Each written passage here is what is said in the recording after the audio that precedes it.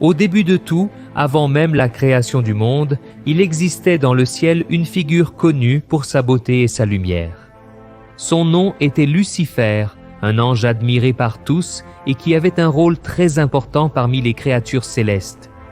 Il brillait comme une étoile et avait une grande sagesse. Mais il y a eu un moment où un changement drastique s'est produit.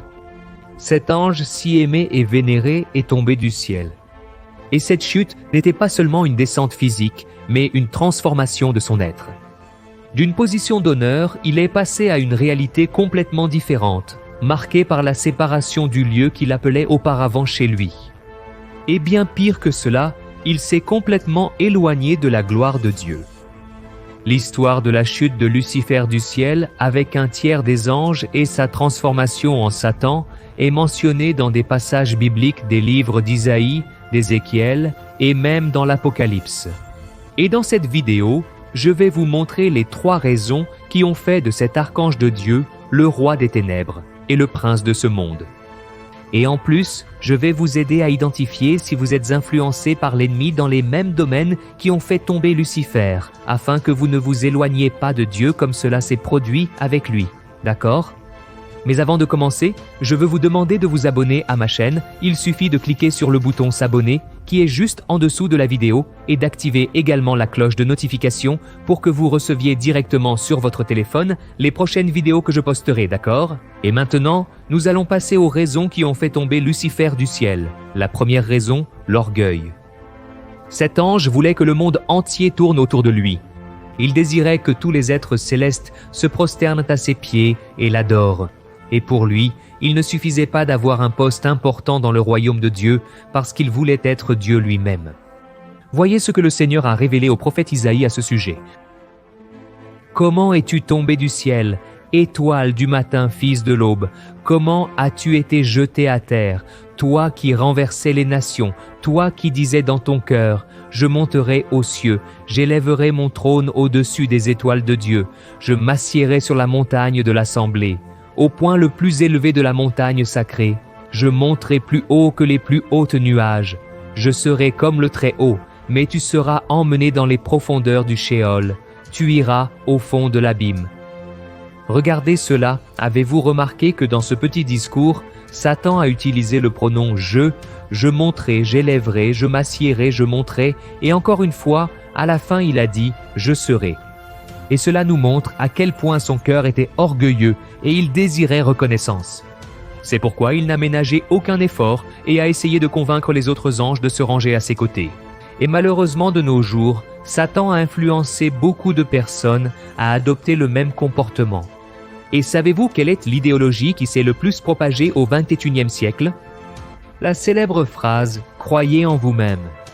Il suffit de prêter attention aux discours des influenceurs, des coachs et même de certains leaders spirituels là-bas, comme si nous étions vraiment capables de faire quelque chose par nous-mêmes sans dépendre de la grâce et de la miséricorde de Dieu. Il est clair que chacun de nous a son potentiel, mais nous devons nous rappeler que le diable est astucieux, il est très intelligent et remarquez que Lucifer à aucun moment n'a voulu s'élever au-dessus de Dieu. En réalité, il voulait être égal à Dieu, se comparant à lui, étant au même niveau de pouvoir et de majesté. Et c'est exactement de cette façon que Lucifer agit avec l'être humain depuis qu'il a été expulsé du ciel. Si nous regardons le 3e chapitre du livre de la Genèse, nous verrons que le serpent a convaincu Ève de manger le fruit défendu de l'arbre de la connaissance en disant qu'elle et son mari seraient égaux au Créateur et des milliers d'années se sont écoulées et la stratégie avec l'orgueil des gens reste la même. Je vais vous donner un exemple simple mais très clair à ce sujet. Pourquoi la plupart des gens veulent-ils avoir des milliers, des millions de followers sur leurs réseaux sociaux? Pourquoi les gens se font-ils autant de publicité, s'exposent de manière exagérée, exposant souvent leur corps, leur intimité et même leur douleur et luttent pour être exaltés, admirés, adorés et même vénérés? Mais il faut bien préciser ici que nous ne pouvons pas généraliser. Il y a beaucoup d'hommes et de femmes qui utilisent les réseaux sociaux pour aider les autres, faire le bien et poster des choses pertinentes. Et comme dans mon cas et celui d'autres hommes et femmes de Dieu, beaucoup ont également apporté la parole du Seigneur à plusieurs personnes à travers le monde. Mais ce que je veux dire ici, c'est que la majorité malheureusement finit par vouloir se promouvoir pour construire leur propre royaume.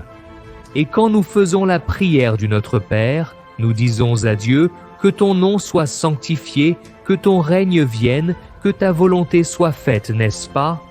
Mais ces personnes influencées par l'orgueil, elles ne prient que du bout des lèvres, parce que leur cœur désire exactement le contraire. Et si cela semble si évident à percevoir, pourquoi les gens continuent-ils à faire cette erreur? C'est à cause de l'ego. Frères, notre nature pécheresse nous fait avoir une vision gonflée de nous-mêmes. Nous pensons que nous sommes spéciaux, supérieurs et que nous méritons donc d'être traités différemment, mais c'est un grand mensonge et c'est la Bible elle-même qui nous le prouve. Dans Isaïe 41, verset 14, Dieu appelle le peuple d'Israël le petit ver de Jacob. Ce que Dieu voulait montrer, c'est que même si Israël était la nation élue, elle ne pourrait jamais être à son égal. Ils étaient comme un petit ver face à tant de pouvoir et de grandeur du Seigneur. Le deuxième motif, la vanité. La deuxième raison pour laquelle Lucifer a été expulsé du ciel est parce qu'il était obsédé par sa propre beauté. La Bible dit que son cœur s'est exalté à cause de son apparence et de sa sagesse, et ce que vous devez savoir sur lui, c'est que Dieu l'a créé comme le plus beau de tous les êtres. Il était le plus glorieux, mais le problème est que cette beauté est montée à la tête de Lucifer. Il voulait que les autres anges admirent son image et disent « Quelle créature glorieuse, quelle perfection vous êtes !» Et cet attachement à l'image est un autre piège que Satan utilise aujourd'hui pour faire en sorte que les gens perdent leur intimité avec Dieu, tout comme il l'a perdu. Et si nous revenons à Genèse chapitre 3, nous verrons que le serpent a fait en sorte qu'Ève prête attention à la beauté de ce fruit. Peu importe si ce fruit avait été interdit par Dieu, il était agréable à voir et donc pouvait être mangé. Et Ève, séduite par ce que ses yeux ont vu, a fini par pécher. Et tout comme dans le cas de l'orgueil, Satan continue d'utiliser cette arme pour tromper des millions de personnes à travers le monde. Il présente de belles choses devant les yeux de ces personnes pour qu'elles succombent à leur propre convoitise. Et vous voulez un autre exemple biblique de cela? David, quand il a vu Bethsabée prendre un bain. La Bible dit qu'il était tellement concentré sur sa beauté qu'il a simplement ignoré Dieu et son rôle de leader de la nation d'Israël et a couché avec cette jeune femme mariée. Cette femme est tombée enceinte et David a fini par envoyer son mari à l'avant de l'armée d'Israël juste pour qu'il meure à la guerre. Le roi est devenu un adultère et un meurtrier simplement en répondant au désir qui a été éveillé par ses yeux. Je ne dis pas qu'il est péché d'avoir une belle apparence physique, d'être considéré comme une belle personne aux yeux des humains. La Bible elle-même dit que certains hommes et femmes de Dieu étaient très beaux. Ce que je dis, c'est que si vous avez une meilleure apparence que beaucoup de gens, soyez très prudents, car c'est exactement ce que le monde recherche. Après tout, la Bible dit que l'homme voit l'apparence et le diable le sait, il peut vous faire tomber dans la tentation et aussi dans le péché de l'idolâtrie en adorant votre propre corps. Et la troisième raison qui a fait tomber Lucifer du ciel, le pouvoir de persuasion. Par le désir de s'égaliser à Dieu et de prendre son trône, Lucifer a causé une grande rébellion au ciel. Dans l'Apocalypse chapitre 12, l'apôtre Jean a enregistré une vision qu'il a eue de ce moment. Regardez seulement ce qui est écrit. Il y a eu une guerre dans le ciel. Michel et ses anges ont combattu le dragon, et le dragon et ses anges ont riposté. Mais ils n'étaient pas assez forts et ont donc perdu leur place au ciel. Le grand dragon a été jeté dehors. C'est l'ancien serpent appelé le diable ou Satan qui trompe le monde entier. Lui et ses anges ont été jetés sur la terre. Notez que même si Lucifer n'a pas réussi à réaliser son plan d'être comme Dieu, il a réussi à rassembler une grande armée céleste pour lutter contre Michel et ses archanges. Et il y a même un verset dans l'Apocalypse 12 qui dit qu'un tiers des anges, qui dans le passage biblique sont appelés étoiles, ont choisi de se ranger du côté de Satan dans cette bataille et ont fini par tomber avec lui. Et la question qui se pose est, comment a-t-il réussi à être si influent au ciel au point de faire en sorte que les créatures de Dieu se retournent contre lui? Comme nous l'avons vu, Lucifer était un être illuminé. Dans Ézéchiel chapitre 28, la parole dit que ses vêtements étaient ornés de toutes les pierres précieuses et qu'il avait été choisi et oint comme chérubin gardien, ayant accès à la montagne sainte de Dieu. Tout cela en soi devrait déjà attirer l'attention des autres anges, mais je crois qu'il y a encore quelques autres choses. La Bible dit aussi que les tambours et les flûtes étaient en Lucifer, et cela signifie qu'il pourrait être responsable de la louange à Dieu. Il pourrait être celui qui chantait les chansons pour exalter et glorifier le Seigneur. Alors, ce que beaucoup d'érudits des Écritures se demandent, c'est si cet être de lumière aurait pu utiliser la musique pour conquérir et diriger les anges dans leur rébellion. Bien que la Bible ne nous donne aucune réponse, il est certain que Satan utilise cette arme aujourd'hui pour influencer les gens sur terre, et vous ne le remarquez peut-être pas, mais l'ennemi est beaucoup plus présent dans l'univers musical que nous l'imaginons. Après tout, s'il était responsable de la musique au ciel, pourquoi ne le serait-il pas ici sur terre aussi ? Nous savons que l'industrie de la musique a beaucoup grandi ces dernières décennies, attirant de plus en plus d'auditeurs avec ses rythmes diversifiés, et le diable en profite de plus en plus pour propager des messages qui vont à l'encontre de notre foi. Par exemple, de nombreuses chansons contiennent des paroles qui promeuvent des modes de vie et des valeurs contraires aux principes chrétiens, tels que la promiscuité, l'usage de drogue et la violence. D'autres encouragent de mauvais comportements tels que l'infidélité, le matérialisme et la vengeance. Et ce n'est pas tout, il y a des chansons et des artistes qui sont utilisés par Satan pour amener les gens à louer son nom. Par exemple, il y a une chanson des Rolling Stones qui s'appelle Sympathie pour le diable, et sans parler de tant d'autres chanteurs et groupes qui utilisent des symboles et des rituels sataniques dans leurs spectacles. Le groupe de thrash metal Slayer, par exemple, est connu pour ses paroles qui abordent souvent des thèmes tels que la mort, l'antichristianisme et l'occultisme, et cela ne se produit pas seulement en dehors du Brésil. De nombreux chanteurs montrent très clairement dans leurs spectacles, dans leurs clips, qu'ils ont un lien direct avec le côté obscur. Et une chose de plus, ce ne sont pas seulement les chansons et les chanteurs séculiers qui subissent l'influence satanique. Le monde de l'Évangile a également été une cible importante du diable. Seulement là, il agit de manière différente, très déguisée. Cependant, cela ne signifie pas que le mal soit moindre que dans les types de musique, et vous vous demandez peut-être maintenant, mais pasteur, comment puis-je identifier une musique gospel qui pourrait avoir une sorte d'influence du mal ? Eh bien, il y a 3 situations principales. La première est l'exaltation de soi.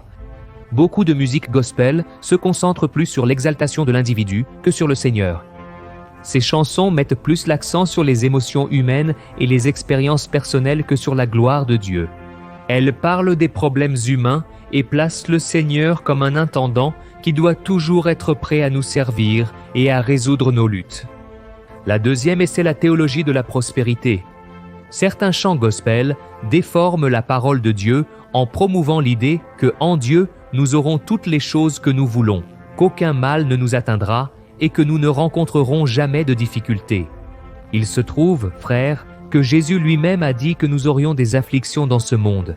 Donc, ces chansons ne sont rien de plus qu'une tentative de l'ennemi de nous faire croire que si les choses ne se passent pas comme nous le voulons, c'est parce que notre foi n'est pas suffisante ou parce que Dieu n'est pas aussi bon qu'il semble. Et enfin, la troisième situation est le manque de base biblique. Je ne sais pas si vous avez déjà remarqué, mais une bonne partie des chansons gospel d'aujourd'hui ressemblent beaucoup à des chansons romantiques ou de la culture pop. Elles ont de belles paroles, une mélodie agréable, mais elles parlent très peu ou presque rien de la parole de Dieu et des enseignements du Christ. Ce type de musique nous donne la fausse impression que nous entrons dans la présence du Seigneur, mais cela ne nourrit pas notre âme et encore moins relie notre esprit à l'Esprit Saint de Dieu. Et pour terminer, je veux revenir au point principal de ce message qui est la raison pour laquelle Lucifer a été expulsé du ciel. Il voulait être égal à Dieu, ce qui est impossible, mais il essaie quand même de nous tromper de toutes les manières, tout comme il a trompé une bonne partie des anges dans le passé. Et c'est pourquoi, frères, il est très important que nous connaissions la parole de Dieu et les armes que l'ennemi utilise pour essayer de nous tromper.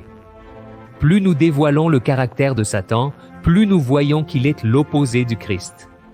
Avant, il voulait un trône dans les nuages, mais Jésus est venu au monde dans une mangeoire et ensuite il a monté sur un ânon. Il a toujours essayé de détruire l'humanité, mais Jésus est venu pour donner sa vie pour les pécheurs. Les propositions de Satan mènent toujours à la perdition, mais Jésus offre la vie éternelle à tous ceux qui croient en lui et se repentent de leurs péchés. Satan a toujours voulu être égal à Dieu, mais Jésus a renoncé à sa gloire, est devenu l'un de nous et a pris la position de serviteur en mourant sur la croix. Et à cause de son humilité, Dieu l'a exalté au-dessus de tout et de tous, et aujourd'hui il est assis à la droite du Père. Alors, pouvons-nous suivre son exemple? Amen? Je suis le pasteur Antonio Junior. Si vous avez aimé ce message, partagez-le, envoyez-le au groupe WhatsApp et abonnez-vous à ma chaîne. Je vous attends dans la prochaine vidéo. Que Dieu vous bénisse puissamment. Un gros câlin.